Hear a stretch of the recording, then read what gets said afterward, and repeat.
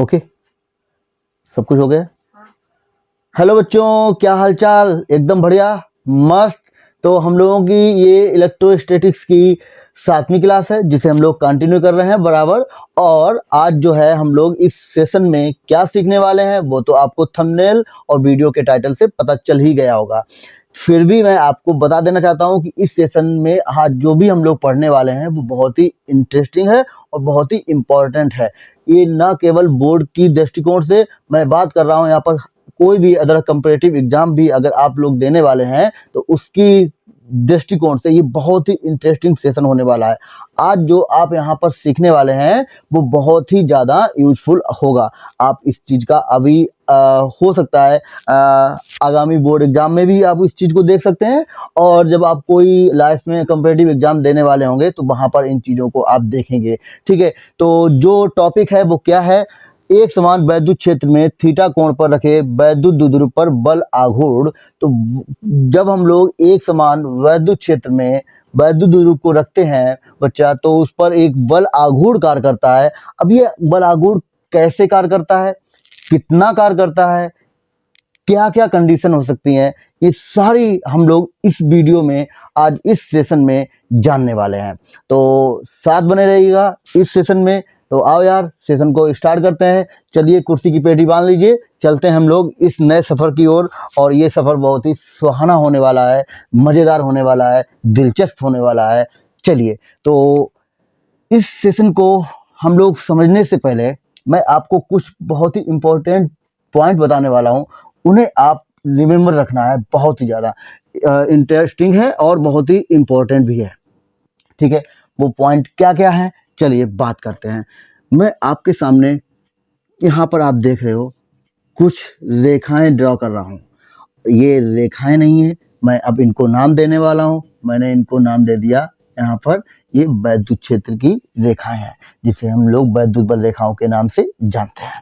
ठीक है, तो यहाँ पर आप देख रहे हो कि जो वैद्युत बल रेखाएं हैं वो मैंने एक ही दिशा में ली हैं और एक ही साइज की ली हैं। कहने का मतलब उन रेखाओं के बीच जो दूरी है वो मैंने बराबर ले रखी है।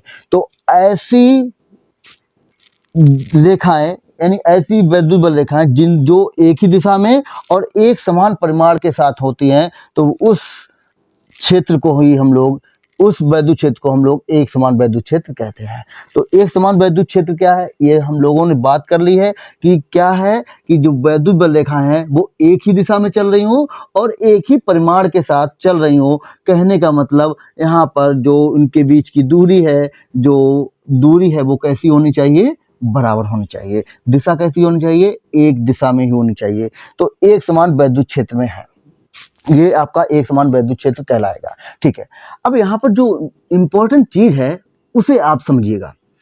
अब जैसे मैंने कहा कि यहाँ पर कोई एक प्लस क्यू आवेश रखा है। ठीक है, मान लिया मैंने कोई एक प्लस क्यू आवेश रखा है।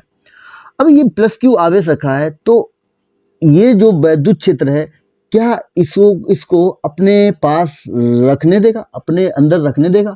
क्या इस पर कोई प्रभाव नहीं दिखाएगा? सीधी सी बात है, आप किसी के घर में डायरेक्ट अगर एंटर करोगे जाकर, तो भैया आपसे सवालात होंगे ही होंगे। आपसे पूछा जाएगा कि आप क्या करने आए हो, कैसे आए हो, कहाँ से आए हो। ठीक है, तो ये चीजें आपसे पूछेंगी। तो ये जो वैद्युत क्षेत्र है इस प्लस क्यू भाई साहब से बातें जरूर करेगा। अब जब बातें करेगा तो क्या बातें करेगा, आइए जानते हैं। अब ये प्लस क्यू आवेश रखा है, मैंने एक और आवेश जो कि हम लोग जानते हैं माइनस क्यू आवेश भी होता है, चलो इससे भी थोड़ा चर्चा करेंगे, इसको भी मैं यहाँ पर रख रहा हूँ। तो मैंने मान लिया कि ये दो आवेश रखे हैं, एक प्लस क्यू और एक माइनस क्यू आवेश, एक समान वैद्युत क्षेत्र में रखे हैं। अब जैसे ही मैंने इनको रखा है तो ये भाई साहब जो है, इन दोनों भाई साहब से कुछ ना कुछ बातें जरूर करेंगे। ठीक है, ये तो आप समझ गए क्यों करेंगे। हाँ जी, ठीक है, आगे बढ़ते हैं। अब ये जब इनसे बातें करेंगे तो क्या बातें करेंगे, इन पर हम बात आपसे थोड़ी चर्चा करते हैं। अब जरा मुझे पहले ये बताओ, अब ये भाई साहब इसके अंदर आ गए हैं तो इनका प्रभाव जरूर इन पर पड़ेगा। अब ये प्रभाव क्या डालेंगे, तो वही जो चीज़ मैं अब आपको बताने वाला हूँ वो बहुत ही इम्पोर्टेंट है। क्या है, जरा देखो। आप पहले मुझे एक सवाल का जवाब दीजिएगा। आपसे क्वेश्चन है, ये वैद्युत बल रेखाएं चल रही हैं, आप देख रहे हो इनकी दिशा इधर है, मतलब कि ये कहीं से तो आ रही हैं, कहीं से तो आ रही होंगी ना। अब ये आ कहाँ से रही हैं, तो हम पीछे सेशन में इस चीज को, इस बारे में चर्चा कर चुके हैं कि वैद्युत बल रेखाएं प्लस से निकलती हैं और माइनस की तरफ जाती हैं, प्लस से निकलती हैं और माइनस की तरफ जाती हैं। तो भाई साहब ये जरा मुझे बताइए, ये वैद्युत बल रेखाएं आप देख रहे हो इधर कहीं से आ रही हैं, इधर कहीं से चल रही हैं और इस तरफ बढ़ती हुई जा रही हैं।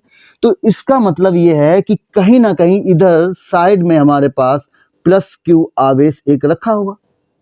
अब इस इंतजार में कि माइनस क्यू आवेश कहीं से हमको मिल जाए और यहाँ से हम उसको, यानी कि यहाँ से जो है इसके पास वाईफाई के जरिए वैद्युत बल रेखाएं भेजेंगे, यानी वैद्युत बल रेखाएं चलेंगी और वो कहाँ जाएंगी, माइनस क्यू आवेश की तरफ।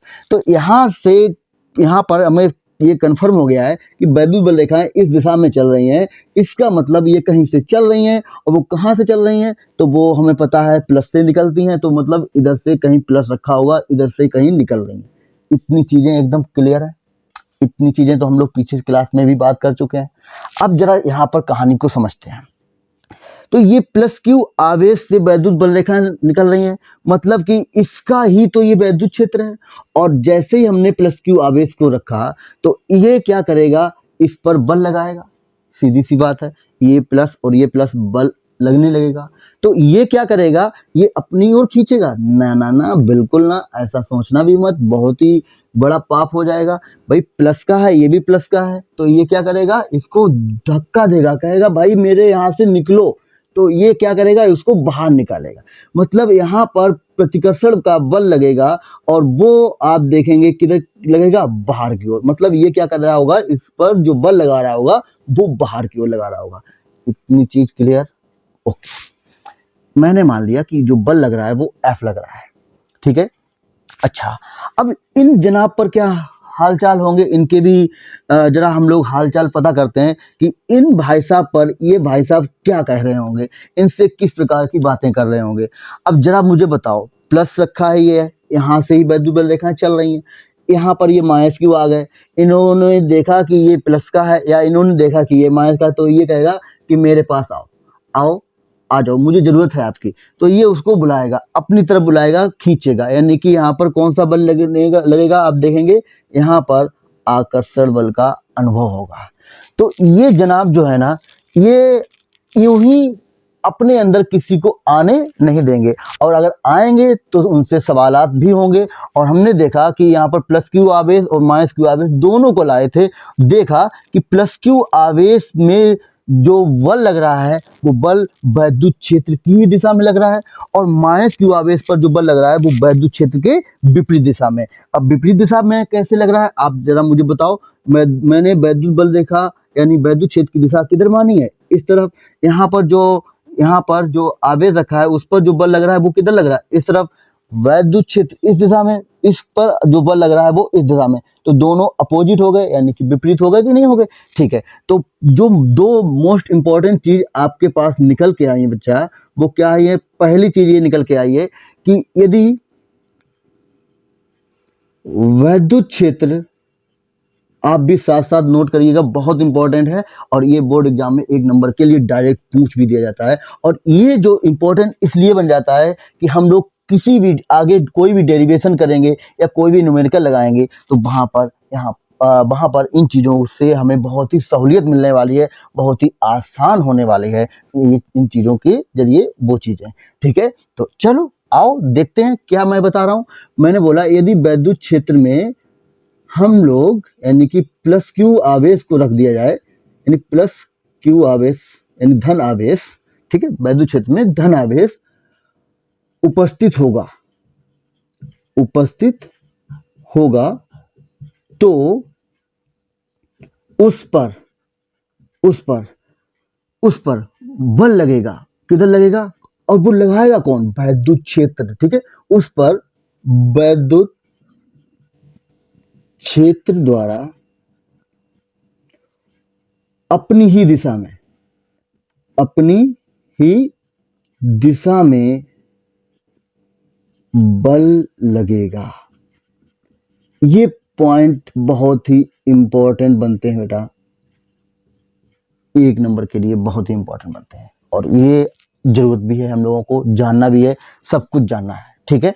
तो छोटी छोटी चीजें लेकिन मोटी चीजें हैं। तो इनको आप लोग, वो शक्तिमान पहले चलता था तो उसमें नहीं शक्तिमान बोलता था छोटी छोटी मगर मोटी बातें हैं। तो ये छोटी छोटी बातें हैं लेकिन मोटी बातें हैं, तो इन्हें रिमेम्बर करना बहुत ही जरूरी है इन चीजों को अच्छे से समझने के लिए। दूसरा, अगर मान लो यदि वैद्युत क्षेत्र में, वैद्युत क्षेत्र मैंने लिखा है यहाँ पर, वैद्युत क्षेत्र में माइनस क्यू आवेश रखा है, माइनस क्यू आवेश उपस्थित है, उपस्थित होगा तो क्या होगा? तो हमने देखा कि उस पर भी एक बल लगेगा, उस पर बल लगेगा। कौन लगाएगा? वैद्युत क्षेत्र लगाएगा। वैद्युत क्षेत्र द्वारा विपरीत दिशा में, किधर लगेगा? विपरीत दिशा में। ये चीज याद रखिएगा, विपरीत दिशा में बल लगेगा। यहां तक चीजें एकदम क्लियर हुई, समझ में आ गया सभी को कैसे हो रहा है? चीजें क्लियर है एकदम? ओके। अब हमसे अगर कोई पूछे कि भाई साहब आप ये बता रहे हो कि वैद्युत क्षेत्र में ये प्लस क्यू और माइनस क्यू आवेश हमने रखे, और रखने पर इसमें जो बल लग रहे हैं वो भी आपने बता दिया, ठीक है, कि अगर प्लस क्यू रखेंगे तो प्लस क्यू जो है वैद्युत क्षेत्र की दिशा में ही, प्लस क्यू आवेश पर वैद्युत क्षेत्र की दिशा में ही बल लगेगा, और अगर माइनस क्यू आवेश है तो वैद्युत क्षेत्र की दिशा के विपरीत दिशा में बल लगेगा। पर ये जो बल लग रहा है वो बल आखिर कितना लग रहा है ये नहीं बताया आपने। तो हमने कहा ऐसा कुछ नहीं है, चलिए इस पर भी बात कर लेते हैं। अच्छा ये बताओ, हम लोगों ने अभी बात करी है पीछे चैप्टर में, सॉरी चैप्टर नहीं, पीछे लेक्चर में, वहां पर हम लोगों ने बात करी थी कि अगर कोई आवेश या कोई वैद्युत क्षेत्र है और उसमें हम किसी परीक्षण आवेश को या किसी भी आवेश को रखते हैं तो उस आवेश पर जो बल लगता है उसी को हम लोग वैद्युत क्षेत्र की तीव्रता कहते हैं। कहने का मतलब उस आवेश को मैंने 1 कूलाम मान लिया। हम एक बार फिर से रिपीट कर रहे हैं, किसी वैद्युत क्षेत्र में 1 कूलाम आवेश को रखने पर उस पर जो वैद्युत क्षेत्र द्वारा, उस क्षेत्र द्वारा जो बल लगता है उसी बल को ही हम लोग वैद्युत क्षेत्र की तीव्रता कहते हैं। तो वहां पर हम लोगों ने जाना था, और वो लगता कितना है ये जाना था, E बराबर F/Q जानते हैं। तो यहां से अगर मैं उस बल की बात करूं तो वो बल हो जाएगा F बराबर Q इंटू E। यहां तक एकदम क्लियर, चीजें क्लियर हैं। तो मैंने कहा भाई साहब इस आवेश पर जो ये बल लग रहा है वो बल होगा Q इंटू E। क्लियर? अच्छा ये भैया क्या क्या बोल रहे हैं? भैया हम भी तो उतने ही हैं, हमें भी बराबर बल लगेगा। हमने कहा जी हाँ, आप पर भी बराबर बल लगेगा और आप पर भी वो Q इंटू E के बराबर ही होगा। यहाँ तक चीजें एकदम क्लियर। अगर ये चीजें आपको क्लियर हो गई तो अब जो मैं आपसे बात करूंगा वो आपको बहुत ही मजेदार, बहुत ही अच्छी तरीके से समझ में आने वाला है। तो ये जो मैंने जो पॉइंट आपको 2 बताए हैं वो बहुत ही इंटरेस्टिंग है, बहुत ही इंपॉर्टेंट भी है, ठीक है। बोर्ड एग्जाम में 1 नंबर के लिए आप तैयार रखिएगा इसको, ठीक है। अब ये जो पॉइंट है इनको आप रिमेंबर करना है बेटा, रिमेंबर, ठीक है, इनको याद रखना है। तो आगे बढ़ते हैं हम लोग। अब जिस टॉपिक के बारे में चर्चा करने आए हैं उस टॉपिक की अब हम लोग करेंगे शुरुआत। तो आओ यार चलते हैं, और इस टॉपिक को समझने के लिए इन चीज़ों की हम लोगों को जानना बहुत जरूरी थी, तो हम लोगों ने जान लिया है। तो अगर कोई स्क्रीनशॉट लेना चाहता है तो ले सकता है, ठीक है। ओके आगे बढ़ते हैं। तो टॉपिक क्या है? टॉपिक है बच्चों, प्यारे बच्चों, एक समान वैद्युत क्षेत्र में थीटा कोण पर द्विध्रुव पर बल आघूर्ण, ये हम लोगों को देखना है, ठीक है। चलो आते हैं हम लोग अपने टॉपिक पर, बहुत ही मजेदार होने वाला है। आओ यार साथ में करते हैं, हम लोग मिलकर करेंगे, ठीक है। तो ये हमने यहाँ पर शुरुआत कर दी है एक समान वैद्युत क्षेत्र बनाने की, ठीक। तो हमने ये एक समान वैद्युत क्षेत्र बना दिया, ठीक है।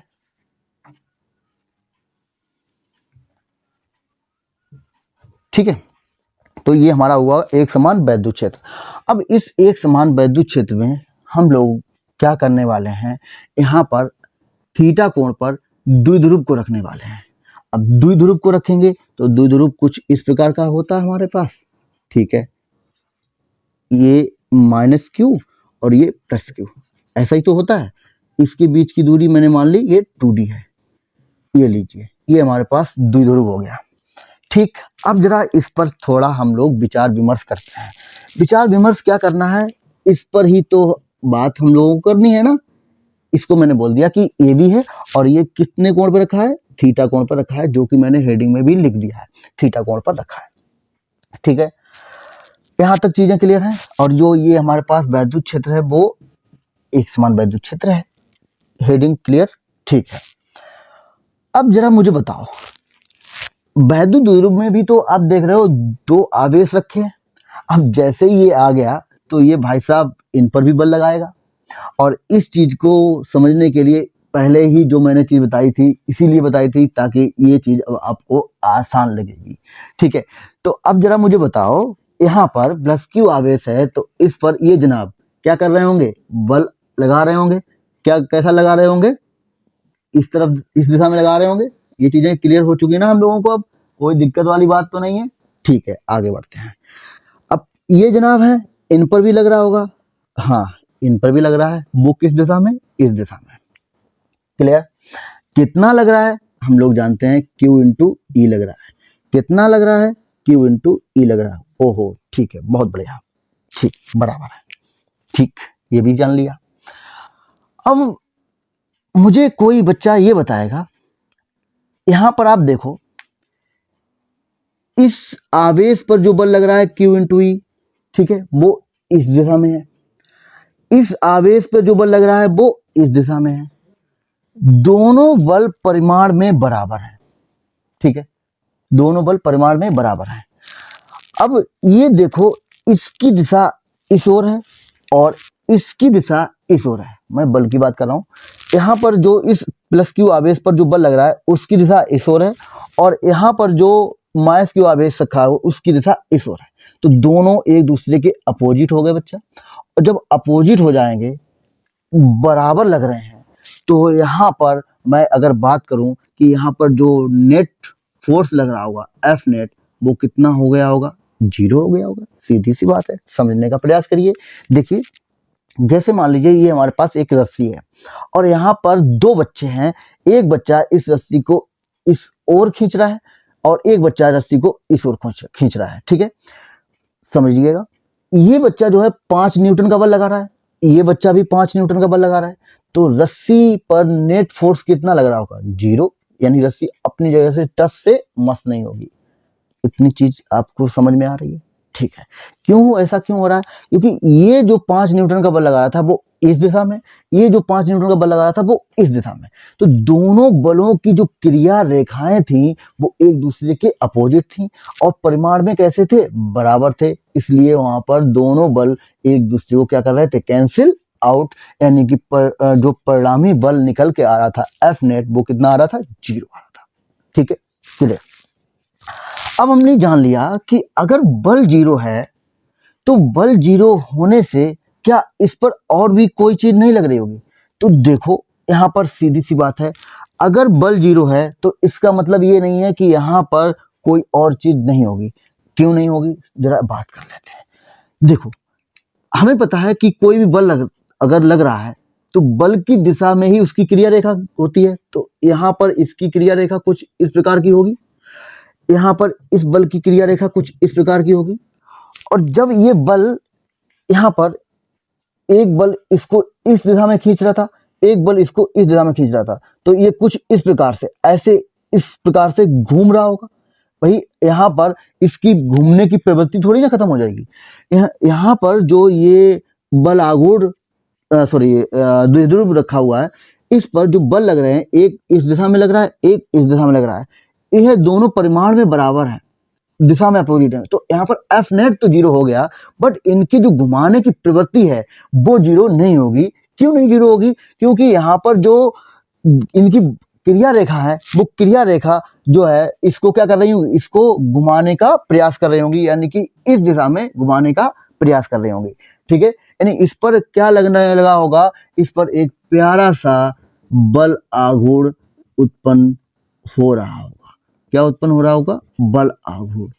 अब ये बल आघूर्ण क्या है, तो इसके बारे में हम लोगों ने क्लास 11th में अच्छे से पढ़ रखा है, जिसे हम लोग टाउ से प्रदर्शित करते हैं।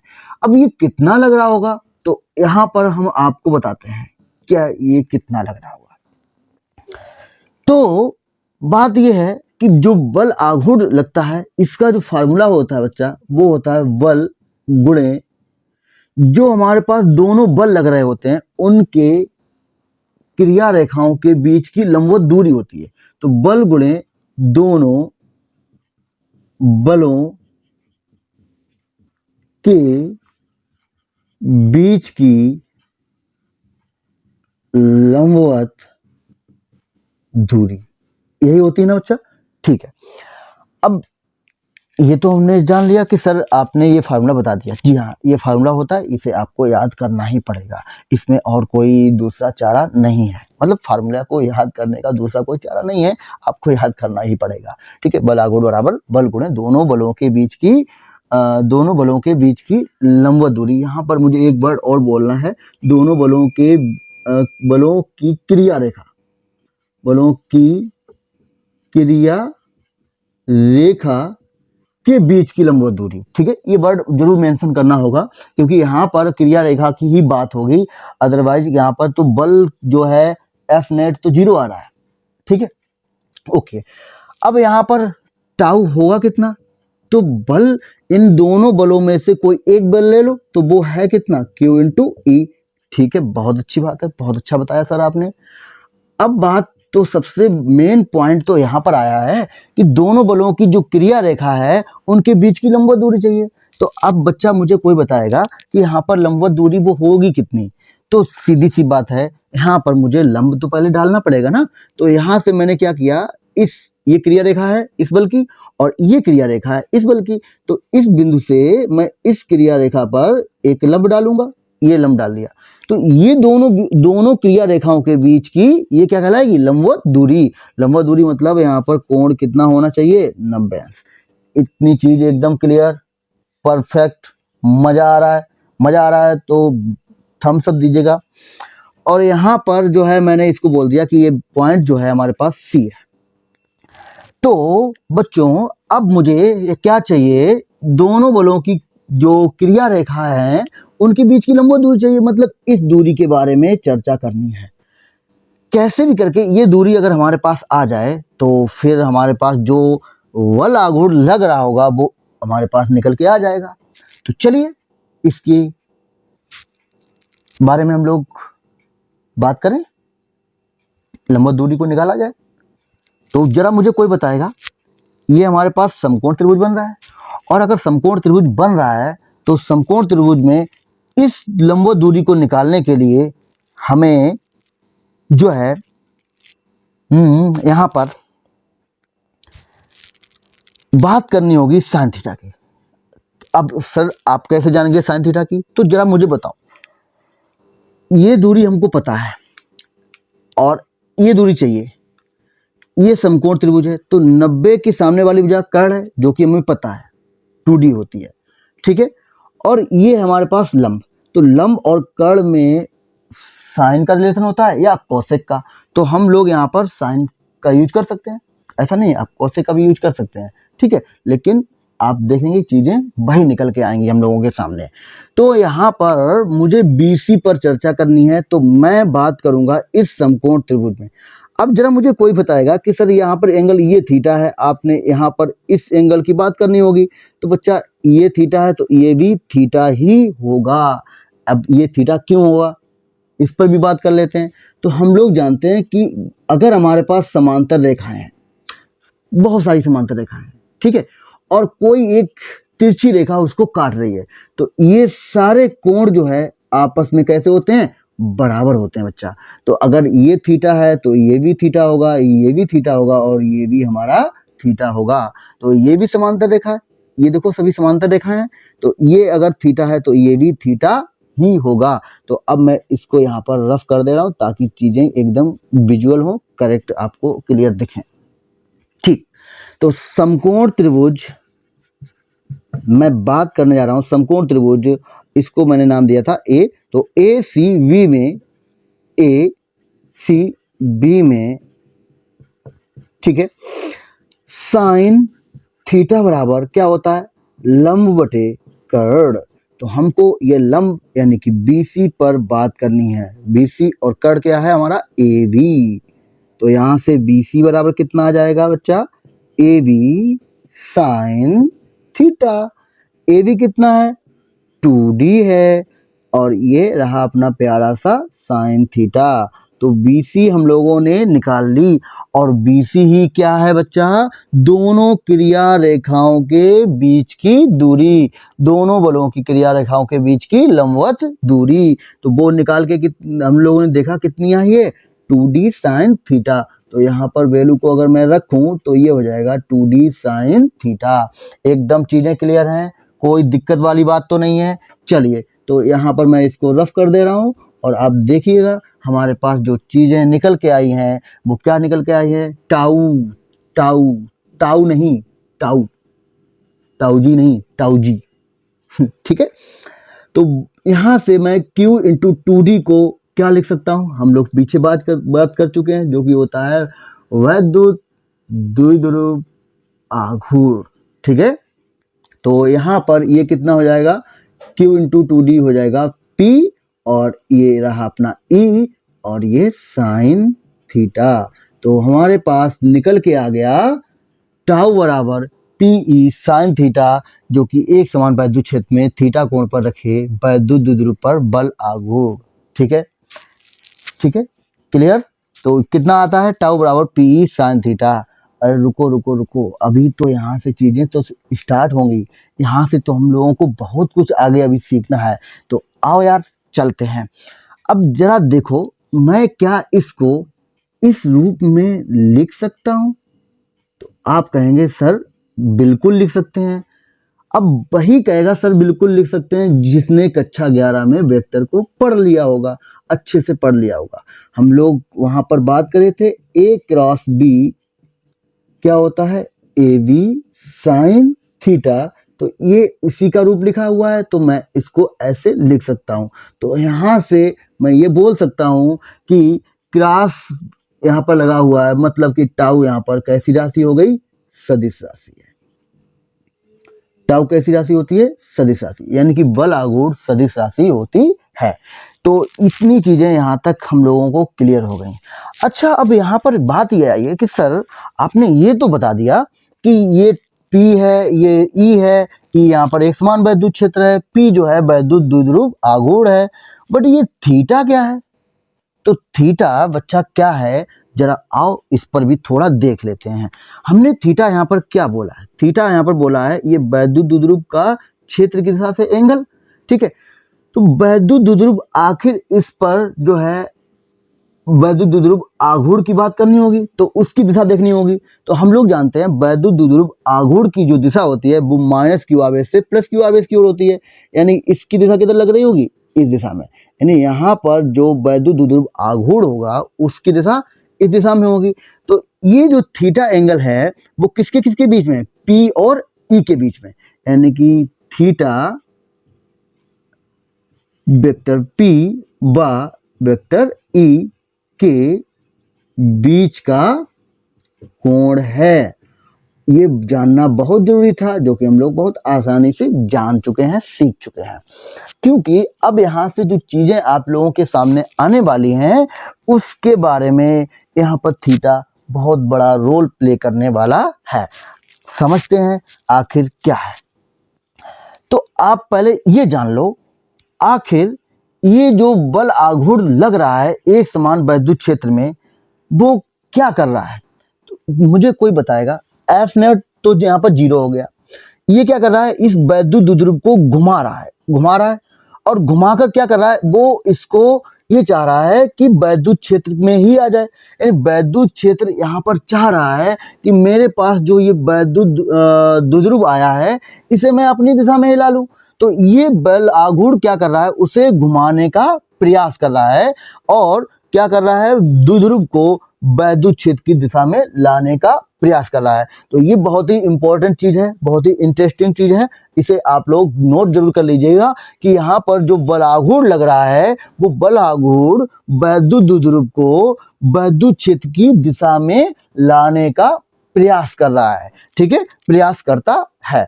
बहुत ही इंपॉर्टेंट चीज है, 1 नंबर के लिए इंपॉर्टेंट बन जाती है। तो यहाँ तक चीजें अगर क्लियर हैं बच्चा, तो आप लोग स्क्रीनशॉट ले लीजिएगा। मैं थोड़ा पीछे हट जाता हूँ ताकि आप लोगों को चीजें समझ में आ जाए। ठीक है, स्क्रीनशॉट ले लिया आप लोगों ने? ठीक है, ओके, चलिए हटाते हैं हम लोग, यहाँ पर आगे बढ़ा जाए। ठीक, अब हम लोग यहाँ पर बात करेंगे केस स्टडी पर, यानी कि केस पर चर्चा करेंगे। अब केस क्या है, यही तो सबसे इम्पोर्टेंट चीज़ है इस लेक्चर की। ये चीज़ें तो बहुत आसान हो सकती हैं, लेकिन बगैर केस के आप चीज़ों को आसान मत समझिएगा। तो केस सबसे पहले सीखते हैं, क्योंकि केस नहीं सीखोगे तो पता कैसे चलेगा कि हम पर कौन सा केस लग गया है। जस्ट जोक सपाट। चलिए, तो सबसे पहले यहाँ पर बात करेंगे केस फर्स्ट की। पहला केस, अभी हमने देखा कि जो हमारे पास ताऊ जी, जो हमारे प्यारे ताऊ जी, मतलब ताऊ जी जो निकल के आए हैं, वो कितने निकल के आए हैं, पी साइन थीटा के बराबर। ठीक है, मैंने केस फर्स्ट ये लिया, क्या लिया, चलो आओ यहां पर थोड़ा सा मैं आपको, वैसे तो मैं आपको यहाँ पर सीधा सीधा बता देता, लेकिन यहाँ पर मैं चाहता हूँ कि आपको चीज़ें एकदम ऐसे समझ में आए जैसे जैसे इंसान को समझता है ना। हाँ, मतलब पढ़ता है ना अच्छी तरीके से, हाँ ये अच्छा है, ये बुरा है, इसमें कौन सी अच्छी चीज़ें हैं, कौन सी बुरी चीज़ें हैं, इस टाइप से पढ़ते हैं। तो हम भी केस स्टडी कर रहे हैं, तो हम लोग अंदर तक जाएंगे, गहराई तक चलेंगे। तो डूबने का नहीं है, परेशान ना हो, हम हैं, हम आपको बचाएंगे। ठीक है, चलो, डूबने नहीं देंगे किसी को, ये मेरा वादा है। तो केस फर्स्ट मैं ले रहा हूं कि ये जो थीटा है यहाँ पर वो 90 डिग्री है, और दूसरा मैंने मान लिया कि 270 डिग्री है। ठीक है, तो एक बार मैंने एंगल कितना लिया, 90 लिया, और एक लिया मैंने 270। तो इसमें कहानी क्या बन रही होगी, आओ चलो इस पर थोड़ा चर्चा कर लेते हैं हम लोग। ठीक है, तो हमने देखा कि यहां पर मैंने 2 केस लिए हैं और उन दोनों केसों पर हमको बात करनी है। तो यहाँ पर मैंने लिया कि ये हमारे पास जो है माइनस क्यू आवेश है और ये प्लस क्यू आवेश है। यहाँ पर ये माइनस क्यू आवेश है और ये प्लस क्यू आवेश है। ठीक है, कोई दिक्कत नहीं है। और ये हमारा रहा प्यारा सा एक समान वैद्युत क्षेत्र। ठीक है, तो जैसे ही प्लस क्यू आवेश रखा है, इस पर बल लगेगा, किस दिशा में, इस दिशा में। जानते हैं हम लोग, ये माइनस क्यू आवेश है तो इस पर बल लगेगा इस दिशा में। ठीक है, ये वैद्युत द्विध्रुव आघूर्ण है, वैद्युत द्विध्रुव आघूर्ण लगेगा, वैद्युत द्विध्रुव है तो वैद्युत द्विध्रुव आघूर्ण लगेगा। अब उसकी दिशा किधर होगी बच्चों, प्यारे बच्चों बताओ मुझे। हाँ जी, हम लोग जानते हैं माइनस क्यू से प्लस क्यू की ओर होती है, तो ये दिशा इधर होगी किसकी, वैद्युत द्विध्रुव आघूर्ण की। और हम लोग जानते हैं कि ये जो थीटा होते हैं ना, ये थीटा वैद्युत द्विध्रुव और वैद्युत क्षेत्र के बीच के कोण होते हैं। तो यहाँ पर ये जो कोण होगा वो कुछ इस प्रकार का होगा, ये कोण बन रहा होगा, है ना। तो ये कोण कितना बन रहा है, 90 का बन रहा है। क्लियर, समझ में आ गया। ठीक है, अब जरा इस पर भी चर्चा कर लेते हैं, इस पर भी विचार विमर्श करते हैं। तो इस पर विचार विमर्श करेंगे तो जरा मुझे बताओ, यहाँ पर माइनस क्यू आवेश रखा है, दिख रहा है सभी को। ठीक है, यहाँ पर माइनस क्यू आवेश है, तो यहाँ पर जो बल लग रहा होगा वो क्षेत्र की विपरीत दिशा में, क्षेत्र वैद्युत क्षेत्र इस दिशा में है, इस पर जो बल लगेगा वो इस दिशा में, हम लोग बात कर चुके हैं। यहाँ पर प्लस क्यू आवेश है तो यहाँ पर क्षेत्र की दिशा में ही बल लगेगा। ठीक है, अब जरा मुझे कोई बताएगा, बच्चा प्यारा सा कोई कमेंट करके बताएगा कि यहाँ पर जो वैद्युत द्विध्रुव आघूर्ण की दिशा होगी वो किधर होगी। हाँ जी बिल्कुल सही है, माइनस क्यू आवेश से प्लस क्यू आवेश की ओर होती है सर जी, ठीक है बना दिया मैंने। ये लीजिए माइनस क्यू आवेश से, मैं इसको इधर बना दे रहा हूँ ताकि आप लोगों को समझ में आए अच्छे से। यहाँ पर मैंने बना दिया, ये लीजिएगा माइनस क्यू आवेश से प्लस क्यू आवेश की ओर वैद्युत द्विध्रुव आघूर्ण की दिशा। अब जो ये थीटा है हम जानते हैं वो वैद्युत क्षेत्र और द्विध्रुव के बीच का कोण होता है। तो ये हमारे पास क्या रखा है, ये हमारे पास द्विध्रुव है, ठीक है वैद्युत क्षेत्र है और ये द्विध्रुव है। तो इसमें जो ये कोण होगा वो कुछ इस प्रकार का होगा, यानी कि ये घूमकर ही तो लगेगा इस पर, क्योंकि यहाँ पर हमने देखा कि इसमें दिशा जो है इसकी ऊपर है और इसमें दिशा नीचे है, तो हमको पलट के ले जाना पड़ेगा। समझ गए, कोई दिक्कत वाली बात तो नहीं है, ठीक है चीजें एकदम आसान है, कोई दिक्कत वाली बात नहीं है। यहाँ पर हमने देखा कि इसमें जो वैद्युत द्विध्रुव आघूर्ण की दिशा है वो ऊपर की ओर है। यहाँ पर इनके बीच में जो एंगल बन रहा है वो सीधा पॉजिटिव बन रहा है, 90 बनेगा। यहाँ पर आप देखोगे कि इसमें दिशा नीचे की ओर है, तो हमको घूमकर ऐसे घूम कर ले जाना पड़ेगा, तो ये एंगल बनेगा आकर, ठीक है तो ये बनेगा हमारे पास एंगल। तो ये एंगल कितना हो जाएगा 270, ये इतना 180 और 90 ये यानी कि 270 एंगल समझ में आ गए, कोई दिक्कत वाली बात नहीं है। अब जब ये एंगल समझ में आ गए, ये दोनों कंडीशन हम लोगों को समझ में आ गई, तो यहाँ पर जरा टाउ के बारे में बात कर लेते हैं। टाउ जी कितने होंगे, तो टाउ जी जो है वो होते हैं पी साइन थीटा के बराबर। टाउ जी नहीं सॉरी टाउ जी नहीं, टाउ टाउ टाउ होता है टाउ जी।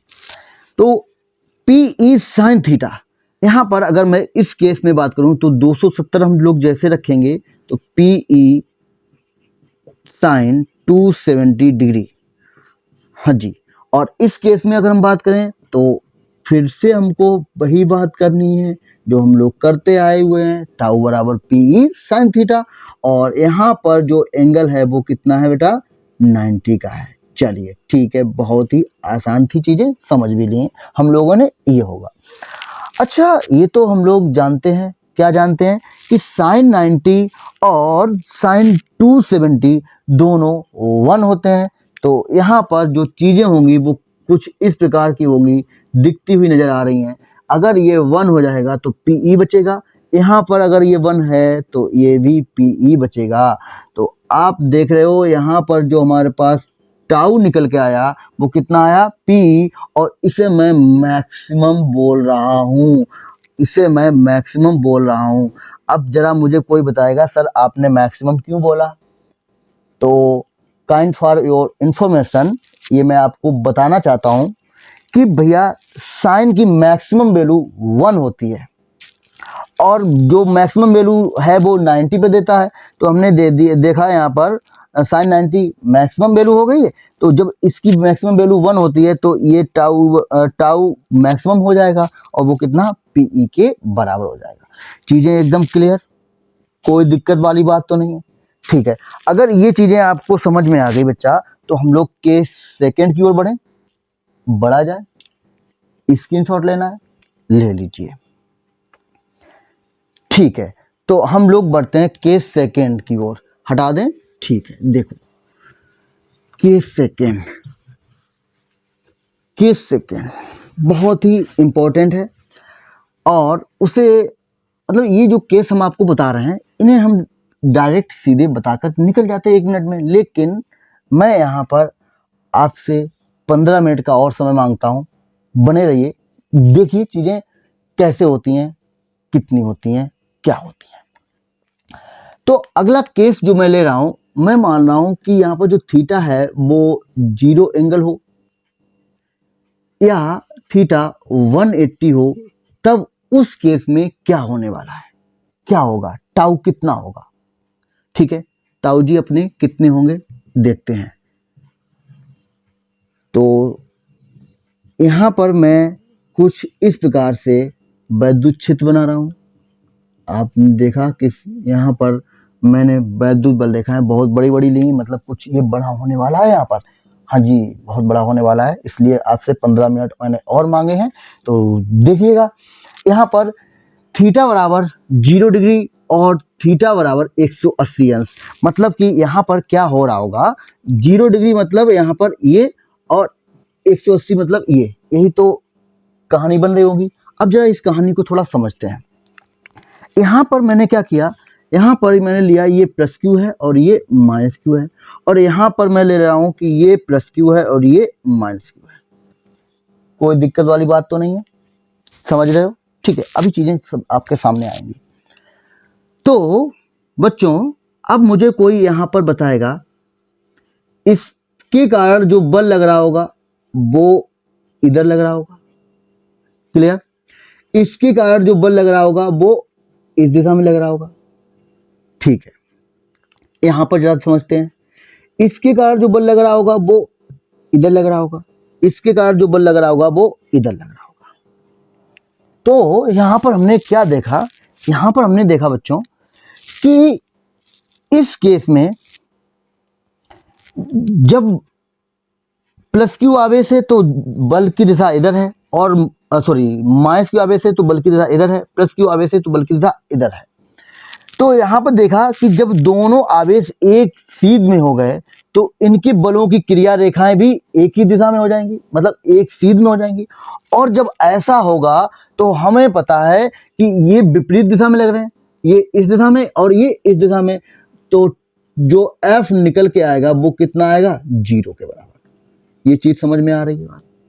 सीधी सी बात है, एक बल की दिशा इधर है, एक बल की दिशा इधर है, एक ही दिशा में है, तो यहाँ पर बल तो 0 हो गया, कंफर्म, ओके।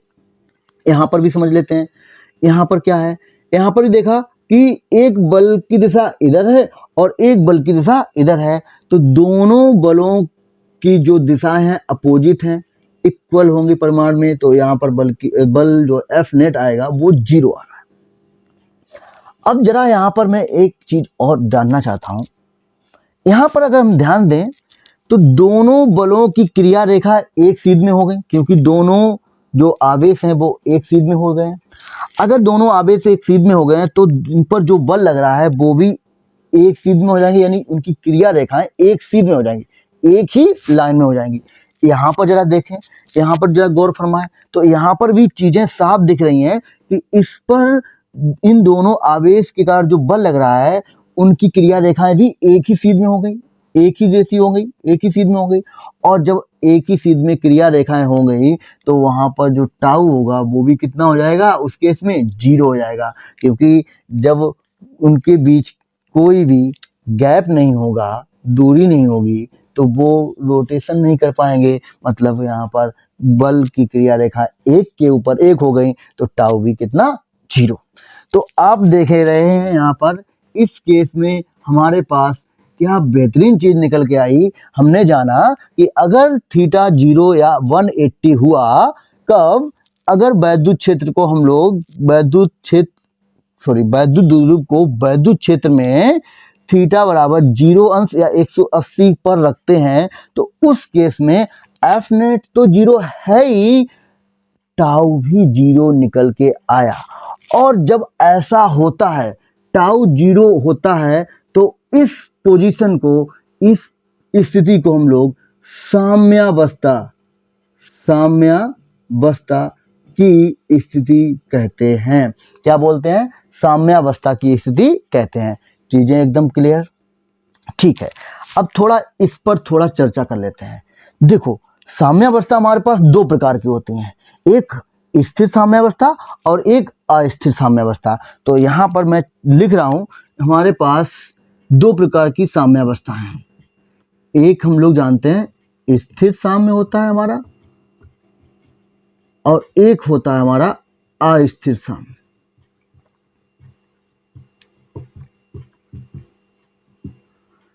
स्थिर साम्य क्या होता है? सर ये क्या आप बता रहे हो, साम्य की बात कर रहे हो और फिर भी आप स्थिर और अस्थिर लगा रहे हो। तो आओ चलो हम लोग समझते हैं।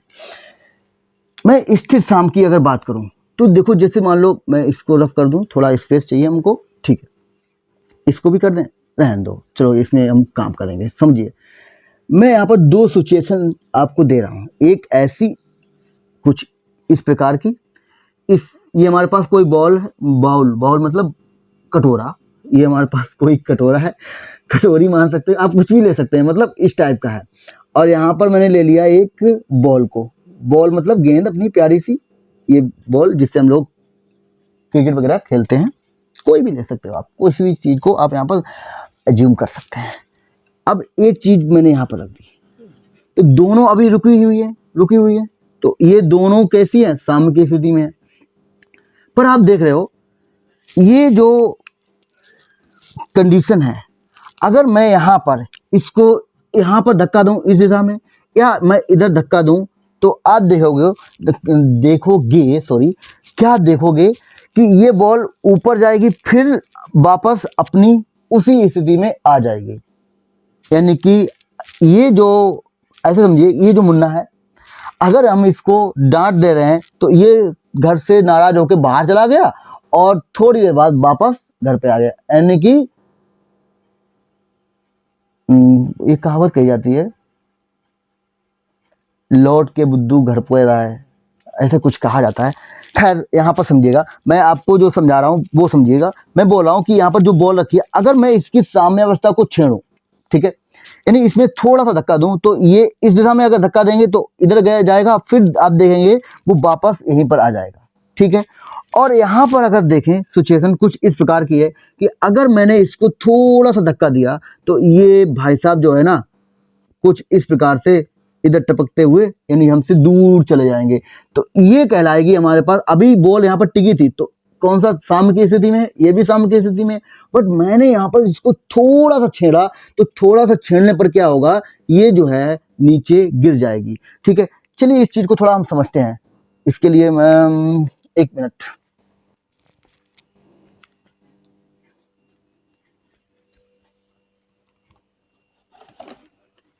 हाँ जी, तो देखिए चीज़ों को समझना है। जरूरी नहीं कि हम लोग किसी लैब में ही चीज़ों को समझ सकते हैं, हम लोग जो है आसपास की जो चीज़ें हैं उनसे भी साइंस को समझ सकते हैं। तो ये हमारे पास एक सिचुएशन है ये वाली, और इसको मैं एज्यूम कर रहा हूँ कि ये हमारे पास बॉल है और ये यहाँ पर रुकी हुई है। तो अभी देख रहे हो आप, ये साम्य की स्थिति में है, ठीक है। और दूसरी सिचुएशन क्या है कि अगर मैं इसको उल्टा कर दूं, ठीक है, और फिर इसके अंदर अगर मैं इस चीज़ को रखूं, तो आप देखोगे ये एक सिचुएशन ये बन रही है, मतलब ये वाली सिचुएशन ये हो गई, और ये वाली जो सिचुएशन है वो कुछ इस प्रकार की ये वाली समझ में आ रही है, ठीक है। अब मैं क्या कर रहा हूँ, अब मुझे ये समझना है कि यहाँ पर स्थिर साम और अस्थिर साम कौन सा होगा। तो मैं क्या कर रहा हूँ, मैंने इस पर थोड़ा सा धक्का दिया, तो आप देख रहे हो कि ये जो है बॉल थी वो नीचे आ गई, गिर गई, मतलब ये है अस्थिर साम्य, ठीक है। और इस केस में क्या है कि अगर मैं इसमें रखूं इसको, बॉल को, अगर ये मान लो बॉल था और इसमें बॉल को रखा, गेंद को रखा, तो हमने देखा कि इस पर जैसे हमने इसके अंदर रखा, इसको हम कितना भी धक्का दें तो वो रहने वाली इसी के अंदर है। मतलब यहाँ पर अगर मैं साम्य को बिगाड़ना भी चाहूँ तो ये बिगड़ने वाला नहीं है। तो ये कौन सी कंडीशन होगी, ये कंडीशन जो है वो ये कंडीशन है, और इस कंडीशन को हम लोग बोलेंगे स्थिर साम्य। और ये वाली जो हमारे पास कंडीशन बन के आ रही थी बच्चा, इस पर हम लोगों ने यहाँ पर ऐसे कुछ कंडीशन को समझा था कि इसमें अगर हम थोड़ा सा धक्का दे रहे हैं तो ये भाई साहब जो है नीचे गिरे जाकर, कहने का मतलब ये वाली हमारे पास कंडीशन बन रही है, और इस कंडीशन को हम लोग क्या बोलेंगे, अस्थिर साम्य।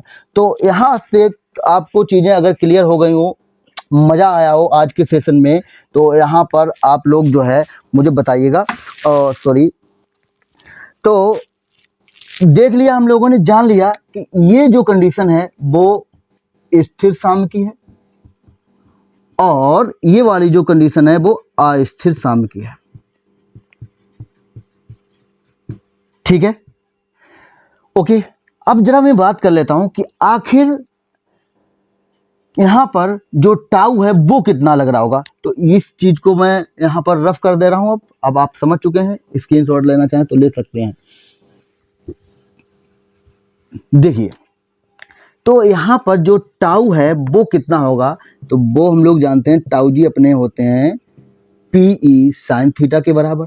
थीटा यहाँ पर 0 है तो मैंने 0 रखा, और जैसे हमने 0 रखा, ओहो ये क्या हुआ, साइन 0 तो 0 होता है, और जैसे 0 रखा तो वो टाउ कितना आ गया, 0, जो कि हम लोग यहाँ से पहले डिफिनीशन से, कॉन्सेप्ट से भी समझ गए थे और हम लोगों ने निकाल के भी देख लिया।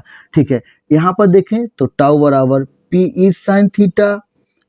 ठीक है, यहाँ पर देखा तो पी ई थीटा कितना 180 रखना है, 180 रखा, साइन 180 जीरो होता है, तो यहाँ पर ये चीज़ें भी यानी टाउ जो है वो जीरो के इक्वल हम लोगों को दिखता हुआ नज़र आ रहा है।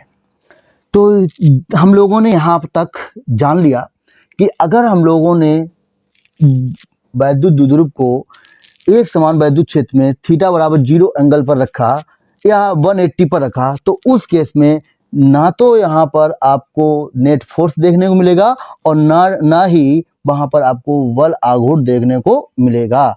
तो इस स्थिति को जब टाउ भी 0 हो जाता है तो उसे हम लोग साम्यावस्था की स्थिति कहते हैं। और साम्यावस्था दो प्रकार की, स्थिर साम्य और अस्थिर साम्य, जो कि हम लोगों ने अच्छे से समझ भी लिया है। तो अगर ये लेक्चर आप लोगों को अच्छा लगा हो, पसंद आया हो, तो एक बार इसे आप लोग अपने व्हाट्सएप ग्रुप पर जरूर सेंड करिए, अपने फ्रेंडों को जरूर सेंड करिए और उनको कहिएगा कि एक बार आप इस लेक्चर को देखें, इस चीज को पढ़ें। आपने कहीं भी पढ़ रखा हो, एक बार इन सर का भी आप ये लेक्चर देखें। अगर चीज़ें अच्छी लगें, मज़ेदार लगें, कोई भी चीज़ अगर मज़ा आ जाए, किसी भी प्रकार का मज़ा आ जाए, तो यहाँ पर आप चैनल को सब्सक्राइब कर सकते हैं और इस परिवार का आप लोग अभिन्न हिस्सा भी बन सकते हैं।